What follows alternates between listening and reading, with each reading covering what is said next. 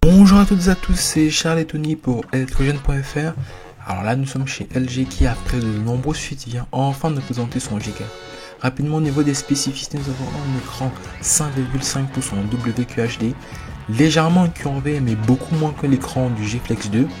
Il s'agit d'ailleurs ici d'une technologie IPS Quantum Dot censée beaucoup mieux rendre les couleurs à l'écran.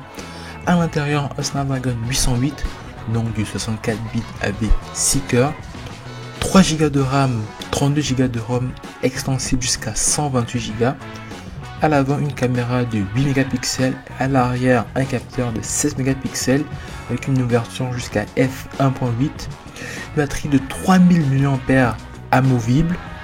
Le smartphone tourne ici sur Android 5.1 Lollipop ainsi que la dernière surcouche d'LG, LG UX 4.0. Le smartphone est assez léger avec 155 grammes sur la balance. L'écran du G4 est donc de la même taille que celui du G3, de nombreux points ont été améliorés. Il affiche donc 25% de lumière en plus, des contrastes améliorés de 50% ainsi qu'une reproduction des couleurs de 20% supérieure. Nous avions à notre disposition plusieurs smartphones de la concurrence, des Galaxy S6, des iPhone 6 ou encore des Xperia Z3 pour faire la comparaison.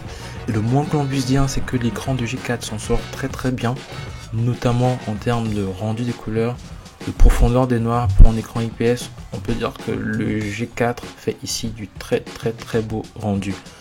L'autre point sur lequel LG a insisté durant cette conférence, c'est la partie photo, avec notamment l'arrivée d'un mode manuel qui permet à l'utilisateur de régler, comme son nom l'indique, manuellement les réglages au niveau de l'interface et d'atteindre les mêmes niveaux de réglage que ce qu'on pourrait retrouver sur un réflexe par exemple.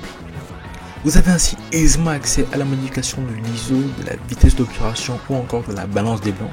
Nous avons sur place quelques exemples pour tester l'appareil en condition et le moins que l'on puisse dire, c'est que nous avons réussi à obtenir d'excellents clichés en appliquant les bons réglages. À confirmer lors d'un test, mais il se pourrait fort bien que ce G4 soit parmi l'un des meilleurs smartphones en termes de photos de cette année 2015. LG a aussi retravaillé son interface avec l'arrivée d'LG UX en version 4.0. Nous avons par exemple des widgets comme Smart Bulletin qui donnent accès sur une seule interface à plusieurs types de contenus différents. Des applications comme téléphone, messagerie ou la musique ont été retravaillées pour être beaucoup plus simples, beaucoup plus intuitives tout en gardant les lignes directives de Material Design. Dans l'application messagerie par exemple, d'un simple scroll latéral, vous avez accès à vos différents contacts. Le LG G4 sera disponible en France dès le 5 juin 2015 pour des tarifs beaucoup moins onéreux que ceux auxquels on s'attendait. Nous aurons donc une version avec une coque en plastique disponible sous 3 coloris pour 649 €, et une version avec 6 coques en cuir pour 699 €.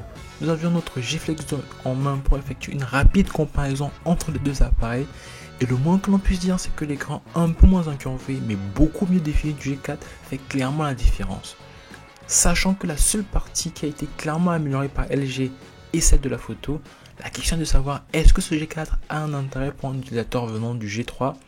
Pas sûr du tout. Nous invitons donc à regarder notre article de prise en main complète sur electrogène.fr et nous vous disons à bientôt pour un test un peu plus poussé de ce LG G4. Ciao.